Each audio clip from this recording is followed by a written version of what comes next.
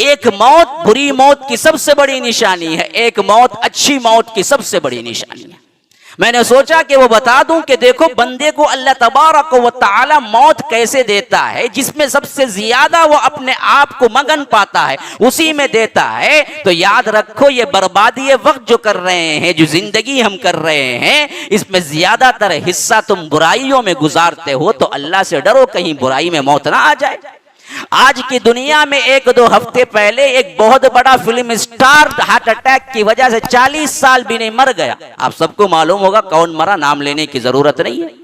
कितनी बड़ी बुरी मौत है कि किसी अच्छाई का उसे मौका नहीं मिला और कोई भी नहीं चाहेगा कि क्या है इस तरह की मौत मरे। इसी नौइयत का दूसरा वाकया, एक अल्लाह के बंदे ने, वलीउल्लाह ने, अज़मत सहाबा कॉन्फ्रेंस के अंदर बैठे हुए खिताब करते हुए अल्लाह के रसूल सल्लल्लाहु अलैहि वसल्लम के सहाबा का दिफा करते हुए, इन्नल्लज़ीना यग़ुद्दूना अस्वातहुम इंदा रसूलिल्लाहि उलाइका अल्लज़ी लम तहनल्लाहु क़ुलूबहुम लित्तक़वा, ये आयत पढ़ते हुए यहां तक तो पढ़ दिया था और आखिरी में लहुम मग़फ़िरतुन व अज्रुन अज़ीम अभी कहना बाकी था। मग़फ़िरा का लफ्ज़ था आखिरी में। स्टेज पर बैठे हुए, चेयर पे बैठे हुए ऐसे ही क्या है अल्लाह तबारक व तआला को प्यारे हो गए। ये थे शेख अब्दुल मतीन असगर रहमहुल्लाह।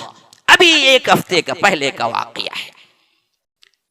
जुबान से अल्लाह तबारक व तआला की आयत, कलाम की आयत जारी और दिफा करते हुए अस्हाब रसूलुल्लाह सल्लल्लाहु अलैहि वसल्लम का बयान जारी, और उसके साथ साथ अल्लाह तबारक व तआला ने अपनी तरफ बुला लिया। और ये बिल्कुल सही हदीस के अंदर मौजूद है कि इंसान की मौत जिस तरह वाक़ई होती है, कल क़यामत के दिन हशर के मैदान में उसी हैसियत से उठेगा।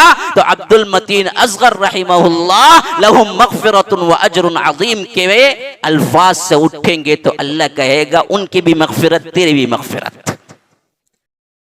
ये क्या खूबसूरत तरीन मौत है। हाँ, अल्लामा इब्तिसाम इलाही ज़हीर जो एहसान इलाही ज़हीर रहमहुल्लाह के बेटे हैं, वो कहते हैं मैंने अभी बयान सुना उनका, उनके बिल्कुल पास में बैठे हुए थे वो, जब ये कॉन्फ्रेंस हो रही थी, बिल्कुल पास में बैठे हुए थे। अपने आंखों से देखा मंजर को कि 2-3 मिनट पहले जिंदा पाइंदा गुरशदार आवाज के साथ अज़मत सहाबा और दिफाए सहाबा पर बयान कर रहे थे। 1 मिनट के अंदर अंदर अल्लाह तबारक और तआला ने रूह को कब्ज़ कर लिया और अपने पास बुला लिया। यूट्यूब में इसका बड़ा जोर शोर है, हर जगह क्या है लोगों ने उनकी तस्वीरें और वीडियोस डाले हैं। लेकिन असल इबरत का मुकाम यह है कि हम अपने आप को जज करें, बैठे हुए में कौन है जो ये नहीं चाहता हो कि इस तरह की मौत उसको आ जाए। कोई बदबख्त ही होगा जो नहीं चाहेगा। हम सब भी तमन्ना यही करते हैं कि अल्लाह इस तरह अल्लाह के दीन के काम में करते हुए, अल्लाह के दीन के काम में मशगूल होते हुए अल्लाह हमको बुला ले।